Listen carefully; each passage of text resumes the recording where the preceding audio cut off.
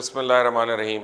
ये शरीफों के शहजादों, अमरीकियों, चीनियों, तुर्कों, सऊदियों, भारतीयों और जर्नैलों से मिन्नत तर ले हैं जी। आप देख रहे हैं मुबश्शिर लुकमान यूट्यूब चैनल।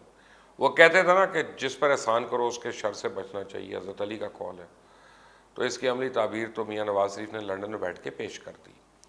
नवाज शरीफ ने इक़्तिदार की खातिर बैरूनी ताकतों को इस्तेमाल किया, बल्कि वो तो ये भी कह रहे हैं मगर आज मैं असल हक़ाइक़ से पर्दा हटा दूंगा। हकीकत में शरीफ ख़ानदान की मुलाकातों का सिलसिला सिर्फ भारतीयों तक महदूद नहीं है, इंडियंस तक।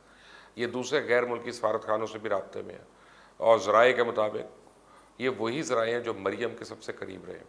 तो इस पर शक वाली बात नहीं है कि इस खबर में तज़ाद है। नवाज शरीफ ने तो अमरीका के ज़रिए पाकिस्तान पर दबाव डालने की बेइंतहा कोशिश की, अभी तक उनको कामयाबी नहीं हुई। यही नहीं बल्कि पाकिस्तान और सऊदी अरेबिया के दरमियान कायम ताल्लुकात में दरार डालने की सवियर कोशिशें हो रही हैं। अब मियाँ नवाज शरीफ ने तो चाइना को भी अपने लिए सीढ़ी बनाने की कोशिश की, लेकिन चाइना ने इस मामले से अपने आप को बाहर कर लिया। शरीफ खानदान और तैयब उर्दगान के दरमियान गहरे ताल्लुकात से तो सब वाकिफ़ हैं। उन्हें तुर्की का पत्ता भी इस्तेमाल किया, अभी तक उनके काम नहीं आया। हुआ कुछ यूँ कि तुर्की के सदर तैयब उर्दगान ने अरब ममालिक के मुकाबले में पाकिस्तान के साथ मिलकर मुसलमानों का नया ब्लॉक बनाने की कोशिश में शरीफों से देरीना ताल्लुकात कायम किए। लेकिन जब उन्हें मालूम हुआ कि नवाज शरीफ तो अब भी सऊदी अरेबिया को अपने केसों के लिए इस्तेमाल कर रहे हैं, इस इंकशाफ के बाद तुर्की ने भी नवाज शरीफ को सफ़ेद झंडी दिखा दी। अब गुज़िश्ता साल मलेशिया सरबराह कॉन्फ्रेंस में वज़ीर आज़म इमरान खान की अदम शिरकत पे टर्की काफ़ी नाराज़ था, लेकिन वो पाकिस्तान की सूरत हाल से बखूबी वाकिफ़ था कि किन वजूहात की वजह से इमरान खान ने शिरकत से माजरत की है। अब ज़राए के मुताबिक इस मामले को भी नवाज शरीफ ने अपने हक़ में करने की कोशिश की, लेकिन यहाँ पर भी उनको नाकामी हुई। इन सब कोशिशों के बावजूद मुक़्तदर हल्के नवाज शरीफ पे वाज़े कर चुके हैं जिससे भी सिफारिश करवा लें या चालें चल लें, लेकिन हुकूमत से इस कस्म का समझौता करने के तैयार नहीं है। शरीफ ख़ानदान को मनी लॉन्ड्रिंग और दीगर मुकदमात में अदालत से ही रुजू करना पड़ेगा। मुकदमात में वो कसूरवार हैं या नहीं, इसका फैसला तो अदालत ने करना है। सियासत करनी है तो पार्लियामेंट हाजिर है, उसके बाहर बैठ के इदारों पर इल्ज़ाम आयद करना तो किसी सूरत बर्दाश्त नहीं हो सकता।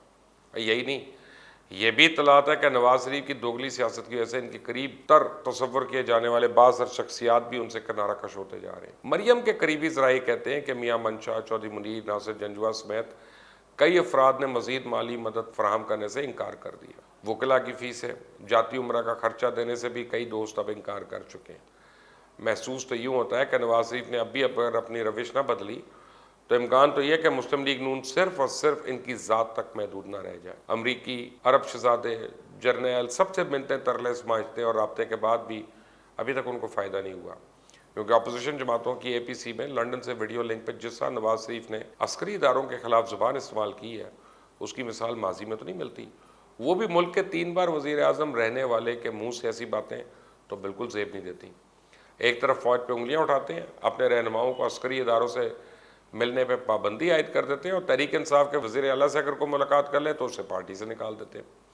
और दूसरी तरफ खुद मियाँ नवाज शरीफ लंदन में और इनकी साहबजादी मरियम पाकिस्तान में सबसे राब्ते में। क्या इसे दोहरी सियासत या मुनाफकत नहीं कहेंगे आप? अपने लिए कोई असूल, पार्टी के दीगर रहनुमाओं के लिए दूसरे असूल। दरअसल मियाँ नवाज शरीफ के पास बतौर एक सियासी लीडर के खोने के लिए कुछ रहा नहीं।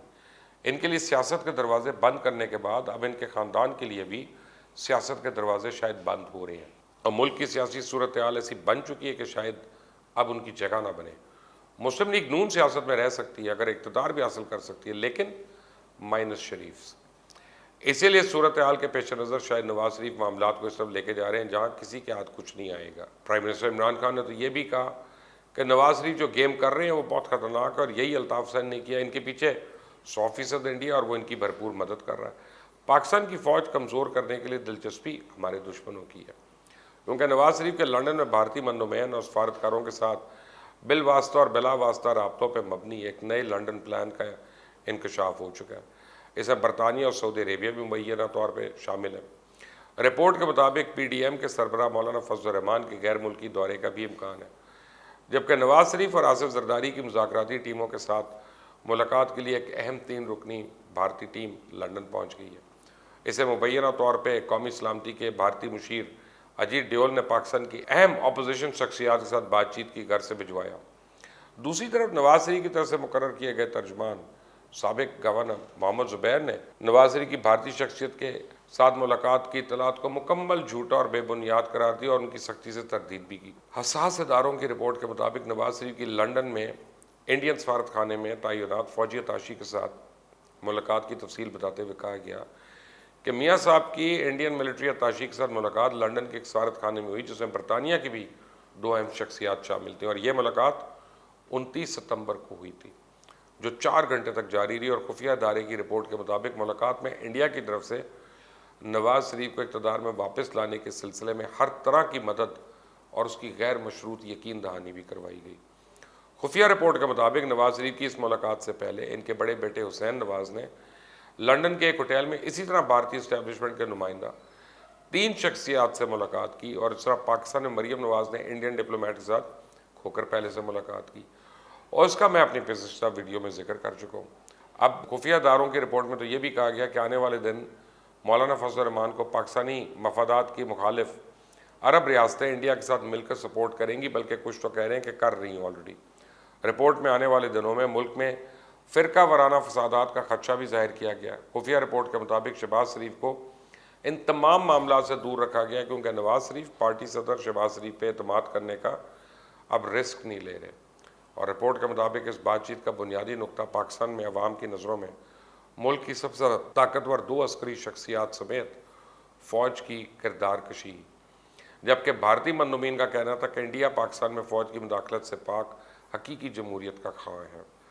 खुफिया रिपोर्ट के मुताबिक भारतीय शख्सियात ने नवाज शरीफ के साथ हमदर्दी का इजहार भी किया और इन पर लंदन में मुकीम MQM के बानी अल्ताफ़ हुसैन के साथ मुलाकात करके जमहूरियत की जद्दोजहद के लिए राह हमवार करने पर भी जोर दिया गया।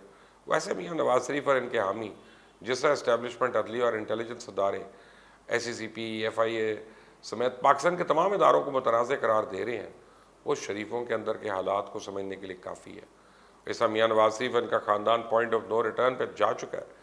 इस तरह मियाँ साहब और अपोजिशन की तकरीरें और बयानिया के बाद मुक़्तदर हल्के भी पॉइंट ऑफ नो रिटर्न पर पहुँच रहे हैं और अपनी बका और अवाम के निजात दहिंदा की सोच के तहत शायद अब रियासत किसी को रियायत ना देने का फ़ैसला भी कर चुकी है। शरीफों ने अगर तारीख से सबक ना सीखा और मौजूदा सूरत हाल को बद से बदतर की तरफ ले गए और ना खेलना ना खेलने देने वाली सोच रखी तो रगड़ा भी खाएंगे और हाथ भी कुछ नहीं आएगा। इस वक्त नवाज शरीफ ख़ानदान को होशमंदी की ज़रूरत है। कल मियाँ नवाज शरीफ ने दोबारा एक इजलास बुला लिया और वो उसमें वीडियो लिंक से खिताब भी करेंगे। लगता है कल मज़ीद जहर घोला जाएगा या कोई तब्दीली आती है या नहीं, ये तो कल के बाद ही मैं आपको बता सकता हूँ। अंटिल द नेक्स्ट टाइम, अल्लाह हाफ़िज़।